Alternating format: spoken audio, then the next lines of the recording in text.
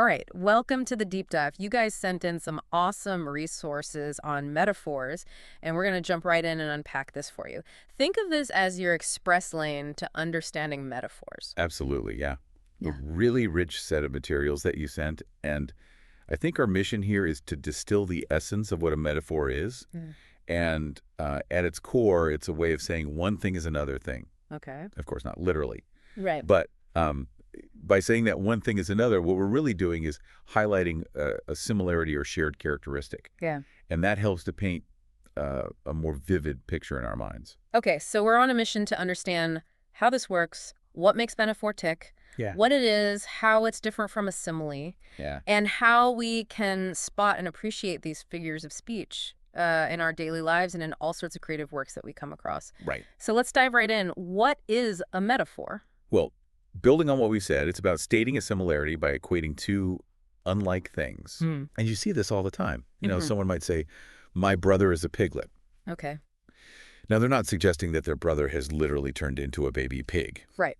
but Yeah. they might be highlighting, his tendency to overeat or perhaps make a mess, Yeah. or to describe a classroom that's noisy and chaotic. Someone might say the classroom was a zoo. Right. Again, not suggesting literally a zoo, but it conveys this idea of lack of order, sort of wild, untamed environment. Yeah, and that makes me think of some of the really great examples from the resources that you sent over. Her smile is sunshine tells you everything you need to know, right? It's Mm. warm, radiant, uplifting. Time is a thief. That one always gets me because it feels like things are slipping away, moments are fleeting. And this one, my mouth is a volcano. I love that. It's like I have so much to say I might erupt, I might explode. And it's not limited to, abstract concepts. We see it in other examples as well. Like the moon made his face into a silver mask. That's such a poetic way of describing someone looking very pale and still in the moonlight. Precisely. Yeah. And notice the power of the metaphor to conjure a mental image. So when we say something like the snow was a blanket covering the ground, Yeah. that really allows you to, in a way, almost feel the softness of the snow and see how it uniformly covers everything. Or to say that the book was a doorway to another world really emphasizes this idea that reading can be transformative, that it can Yeah. transport you. Yes. And even a phrase that we all use so commonly, life is a roller coaster, it uses this idea of a thrill ride with its ups and downs to explain the unpredictable journey of life. Absolutely. We see this in storytelling as well, whether for children or adults. Mm-hmm. The example of joy in the movie Inside Out being like sunshine. Right. Really simple, relatable way to show how she plays a role in bringing happiness. Right. Or Elsa in Frozen, her closed doors symbolizing her isolation, her fear. Yeah. These metaphors really work. I think what strikes me is that it's not a direct comparison, right? Right. It's implied. And so you have to sort of do some mental gymnastics. You have to Yeah. make this connection to understand how a brother could be like a piglet, Mm-hmm. how a classroom could be like a zoo. And that's where it really gets our imagination working, right? Absolutely, yeah. So this brings up a key point. Metaphors are often confused with similes. Mm-hmm. So what's the big difference that we should keep in mind? Yeah, the critical difference really lies in how the comparison is made. Mm. So while a metaphor asserts that something is something else, a simile uses the words like or as to indicate that something is similar to something else. Okay. So it's a more explicit comparison. If we take our earlier metaphor, my brother's a piglet, Mm-hmm. the corresponding simile would be, my brother is as greedy as a piglet. Okay, so she runs like a cheetah. That makes it very clear it's a simile. But if we were to say she was a cheetah in that race, Mm-hmm. that becomes a metaphor, implying speed and agility. Right. Precisely. And we saw some other good examples in the material that you sent over. The spilt milk was like a lake. That makes it a simile. Yeah. Her smile is like sunshine. Again, the presence of that like tells us it's a simile. It's not as strong as that other example. Yeah. Her smile is sunshine. Exactly. So the appearance of like or as is your quick and easy way to identify a simile. Right. Metaphors in contrast, they don't use those linking words. Yeah, okay. They create that implicit comparison simply by stating one thing is another. And generally, because of this direct assertion, metaphors tend to have a stronger, more impactful feel. That makes sense. So the table that you sent over really clarified this for me. I mean, with a metaphor, the comparison is implied. With a simile, it's very direct. Metaphors don't use like or as, similes do. And the impact of a metaphor is generally stronger because it's that more definitive statement. Mhm. So the moon was a silver lantern. That feels much more certain than the moon was like a silver lantern, Mhm. which sort of suggests just a loose resemblance. So, okay, we've defined what a metaphor is, how it's different from a simile. Mm. Now, are there different kinds of metaphors that would be helpful to be able to recognize? Yes, there are several categories, I guess we would say. Okay. And one that you'll encounter frequently is called personification. Okay. And it's quite an interesting one because what personification does is it gives human qualities or actions to things that aren't human. So it could be an object, it could be an animal, it could be an abstract idea, Right. but we're attributing to them human-like qualities. Okay, so like saying the wind whispered secrets. Obviously, wind doesn't literally whisper, but it creates this really beautiful image Yeah. of, a gentle breeze that's almost confidential. Or if you say, the cruel waves cracked mercilessly, you're giving intention to these waves. Yeah. And it makes the scene much more dramatic, right? Right. The flowers danced in the breeze, the sun smiled down on us. Even common expressions like, my alarm clock yells at me every morning, Right. or the old car grumbled and protested. These are all really vivid examples of giving human qualities to non-human things. Precisely. Yeah. And what this technique does is it really animates writing, and it allows us to connect with these non-human elements on a more emotional level. Yeah. So by giving them human-like characteristics, it makes them more relatable and easier to visualize. Okay, another type that I find fascinating is hyperbole. And I think that's all about overstatement, right? Exactly. Hyperbole involves using extreme exaggeration Yeah. to emphasize a point or to create a humorous effect. Right. And again, it's not meant to be taken literally. Yeah. So, when we say, I'm so hungry I could eat a horse, Right. no one expects you to actually consume an entire horse. Right. But it really conveys this idea of extreme hunger. Yeah, we've all used these. I have a million things to do today. It took forever to climb that hill. Right. One that I use all the time is, my backpack weighs a ton. It probably weighs, 10 pounds. Right. So I've told you this 20,000 times, It's all about making it sound bigger and more impressive. And funnier or just more impactful. Yes. And then there's one more type that I think is worth noting, and that's called an implied metaphor. Okay. And it's interesting because with an implied metaphor, the comparison isn't stated directly. So one half of the comparison is kind of left unexpressed, but it's still strongly suggested or hinted at. Right. Like in that example that you gave earlier, he sailed through that exam. We don't actually say he was like a ship, Mm-hmm. moving smoothly through the water, but that sense of ease and progress, it's there. Right. And it's all implied by that verb, sailed. Exactly. The link is there, but it requires the reader or the listener to kind of infer the comparison. So it's a more subtle form of a metaphor. Yeah. Okay. So we've explored the different ways that metaphors can be used. But I'm curious, why do writers choose to use metaphors in the first place? Why not just communicate in a straightforward, literal way? That's a great question.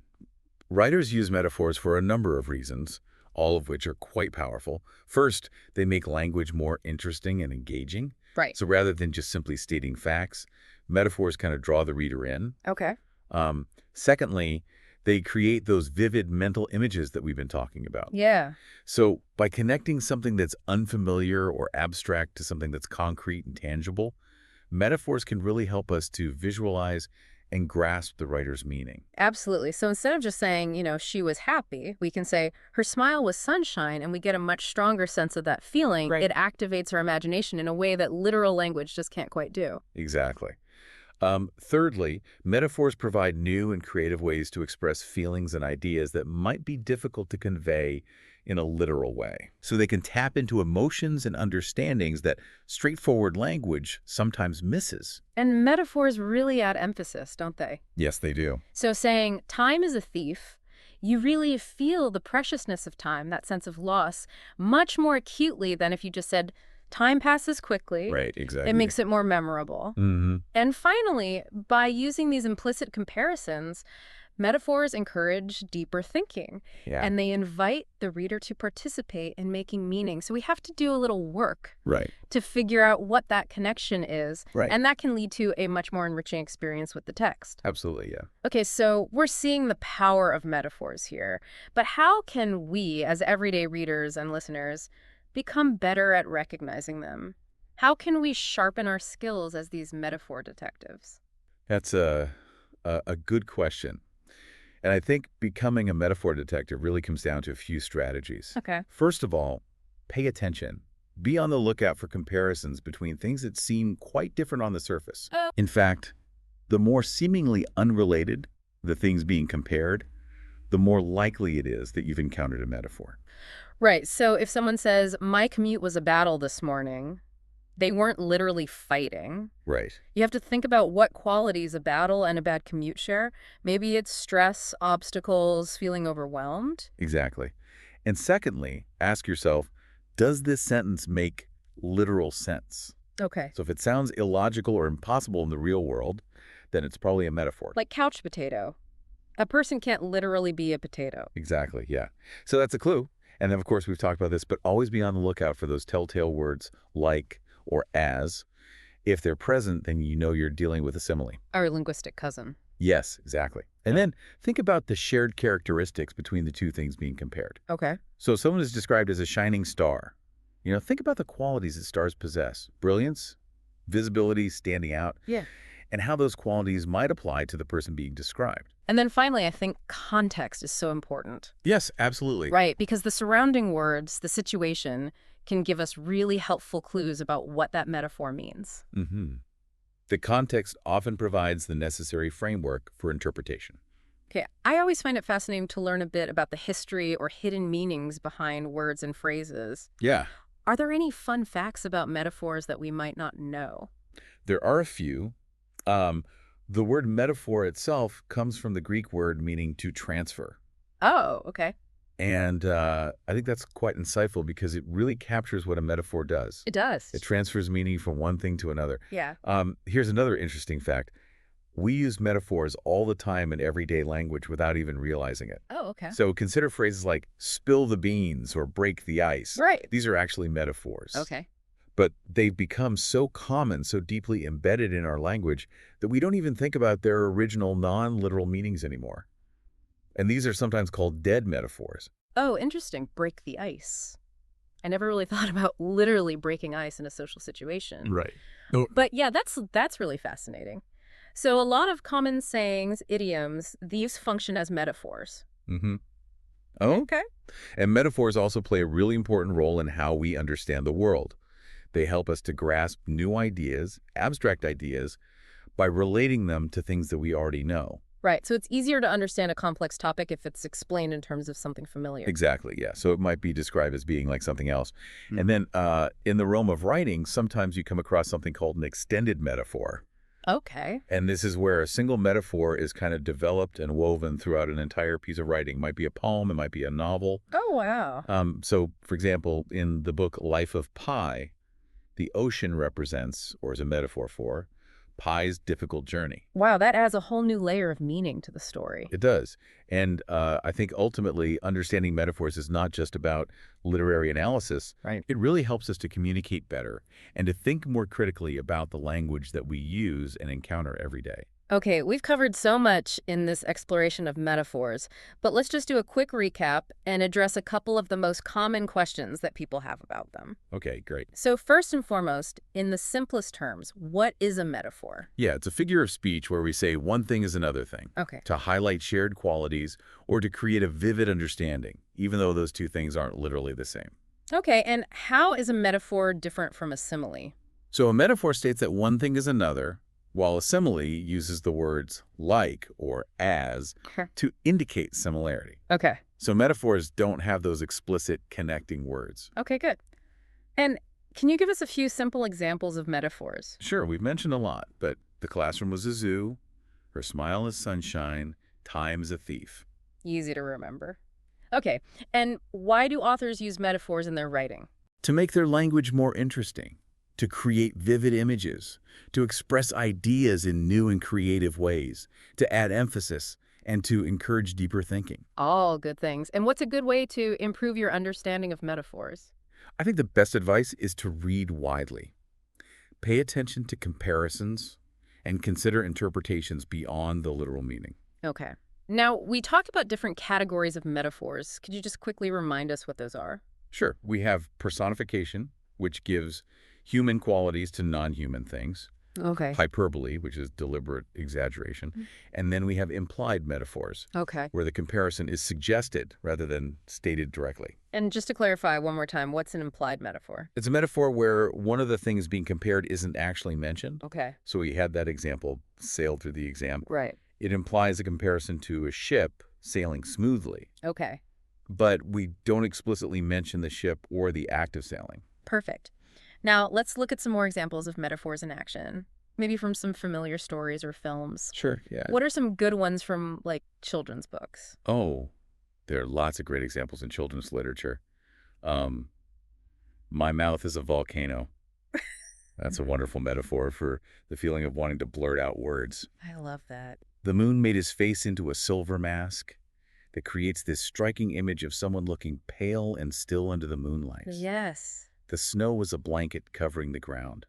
Really simple but evocative way to describe the soft, all-encompassing nature of snowfall. Beautiful. And the book was a doorway to another world, which captures the transformative power of reading. Okay, those are some great examples. And metaphors aren't just found in books, are they? No, not at all. Movies use them extensively as well. Right. What are some good ones from movies? Okay, well, in the film Inside Out, the character Joy is consistently associated with sunshine. Right. And this serves as a metaphor for her role in bringing happiness and positivity to Riley's emotions. Yeah. It's a really effective visual and emotional shorthand. And in Frozen, when Elsa shuts and locks doors, that's not just about, like, physical barriers, is it? No, exactly. Those closed doors actually function as a metaphor for Elsa's isolation, Yeah. her fear of her own powers, Yeah. and they symbolize her attempts to kind of contain and conceal a part of herself. And the classic metaphor, life is a roller coaster, it really gives you that immediate sense of the ups and downs, right? You don't have to explain anything. Everyone gets it. Mm-hmm.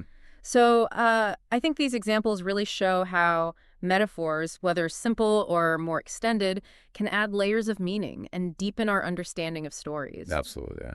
All right, this has been such an amazing deep dive into the world of metaphors. So just to wrap things up, what are the key takeaways that we should remember?